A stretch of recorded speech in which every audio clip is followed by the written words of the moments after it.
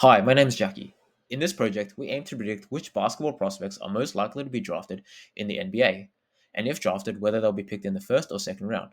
This is a multi class classification with three classes: undrafted, second round, and first round. Every year, NBA teams make multi-million-dollar decisions on which prospects to draft.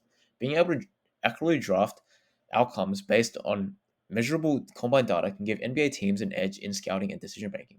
The NBA Combine is essentially a program which measures prospective players' physical capabilities, including height, weight, and speed. This also has implications for player development programs, sport analytic companies, and even betting markets.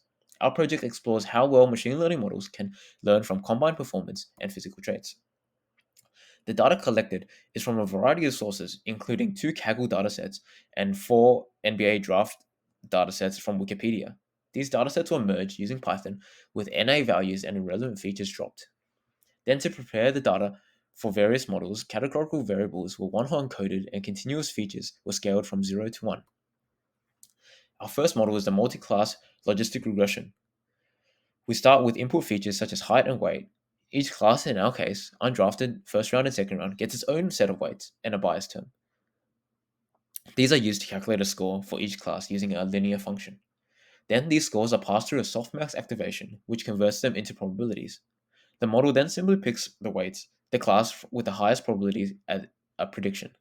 In our code, we use scikit-learn's logistic regression function with a multinomial option. This setup performs gradient-based optimization to minimize the multi-class cross-entropy loss, effectively training all the weight parameters at once to best separate the classes. This was done across five-fold stratified cross-validation.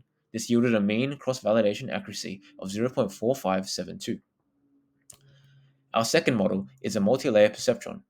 In our setup, we start with input features, which are passed through two hidden layers. The first hidden layer has 128 neurons and uses a ReLU activation function. This includes both a dropout of 40% and L2 regularization with a penalty of 0.01. This helps prevent overfitting by randomly zeroing out some neurons and penalizing large weights. This may seem like a large penalty, but when we were testing, we found that overfitting occurred quite heavily if penalization did not occur. The second hidden layer has 64 neurons with ReLU again, but a smaller dropout of 10% and a lighter regularization of 0.001.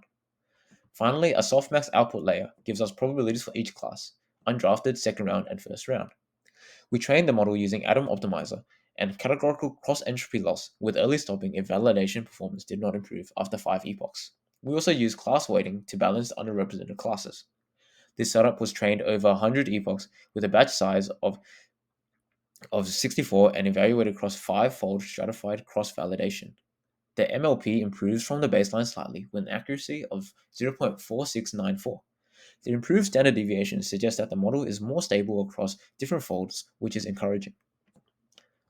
Our final model is a TabNet model, which is a deep learning model specifically designed for tabular data. The architecture begins with batch normalizing the input, followed by a series of feature transformer blocks made up of gated linear units. Some of these blocks are shared across steps for generalization, while others are independent for step specific flexibility. In our setup, we use two shared and two dependent layers, with 8 feature and attention dimensions each.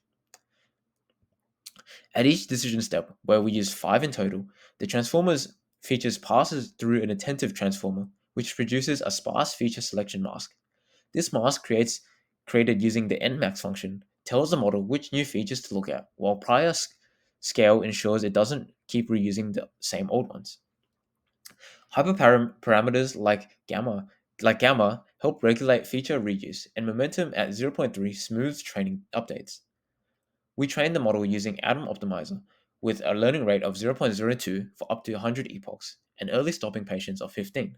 We also applied 5-fold stratified cross-validation and trained with a batch size of 32. And finally, here are the preliminary results. MLP outperforms the other models in most metrics. Disappointingly, TabNet is performing worse in precision, F1, and recall. The confusion matrix shows that TabNet struggles to identify second-round picks compared to MLP and logistic regression. Moreover, overall, hyperparameter tuning is required for better model performance. Thank you.